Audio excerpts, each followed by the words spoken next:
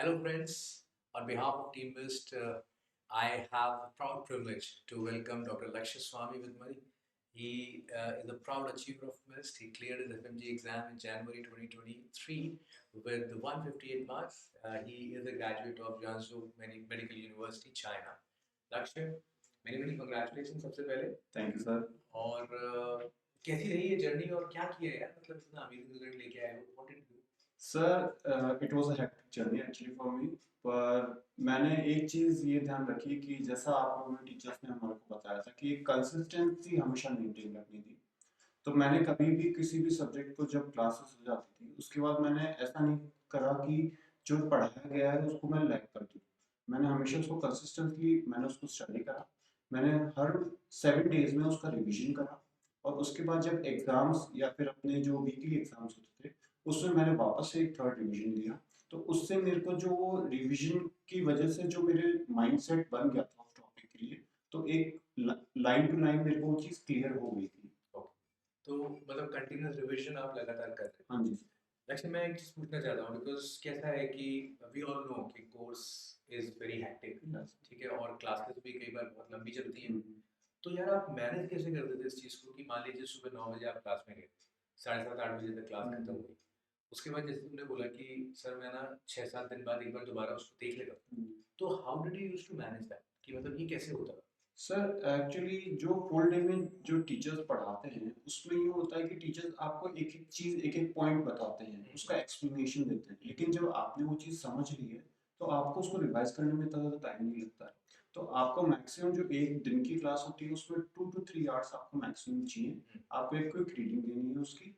उसके बाद में जब आपके हर वीक में 1 या 2 हॉलीडे मिल जाते हैं बीच में, तो उस हॉलीडे के टाइम में आप उस टाइम को यूटिलाइज कर सकते हैं और पूरे वीक का जितना भी टॉपिक हो गया है आप उसका रिवीजन कर सकते हैं। such an important thing. I mean, see, he was rather a regular batch student for us, and he also had all the 19 subject being taught. So, but then, as he said, that because he was a little meticulous in maintaining the timetable, तो कैसा रहा कि जैसे इन्होंने बोला कि जो भी पूरे दिन में पढ़ाया जा रहा है, if you are very thorough with what the faculty is saying in the class, if you are attentive about it, तो रात को उसको रिवाइज करने में 2 3 घंटे ही लगते हैं.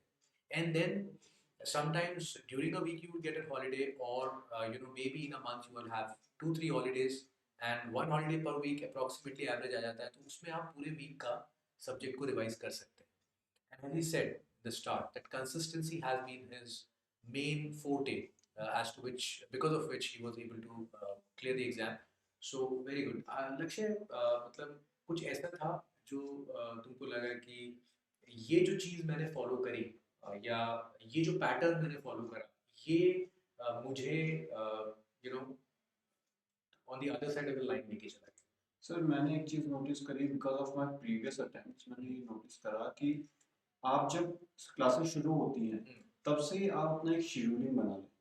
क्योंकि कई बार क्या होता है कि हम सोचते हैं कि अभी तो क्लासेस चल रही हैं बाद में शेड्यूलिंग करेंगे। तो जब बाद आता है तब आपकी वो सिटिंग प्रॉपर नहीं हो पाती है। आप उस टाइम पे 2 3 घंटे पढ़ेंगे तो लास्ट में एग्जाम से पहले आने तक आपका 6 to 8 आवर्स तक का ही बन पाता है।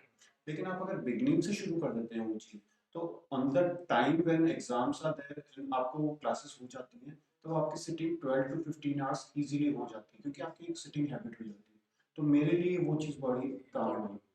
So again, a very important thing he has said. I mean, people don't talk about this, but he has said कि स्टार्टिंग से पढ़ने की आदत अगर आप डालोगे तो विद टाइम आपका जो कैपेसिटी है in a day to learn and to sit with जैसे होता है ना सिटिंग्स अपन करते हैं तो वो सिटिंग टाइम भी बढ़ जाएगा और ओवरऑल ड्यूरिंग द डे पढ़ने का टाइम भी बढ़ जाएगा तो दिस इज वेरी इंपॉर्टेंट लक्ष्य ये जो मॉक टेस्ट वगैरह हुए थे इनको मतलब what was your strategy in doing it and what was your approximate score in mock test में जो मिस के दिया सर पहली बार जब मैंने मॉक देता था मैं तब मैंने हर मॉक को इस हिसाब से लिया कि ये मेरा फाइनल एग्जाम। वेरी वेरी मैंने हमेशा एक टेबल पे बैठा चेयर पे बैठा। मैं फुल ड्रेस्ड अप होता था। मैं ऐसा कभी नहीं कि बेड से उठा और मैं मॉक दे दूं। मैं पूरा ड्रेस्ड अप होता था।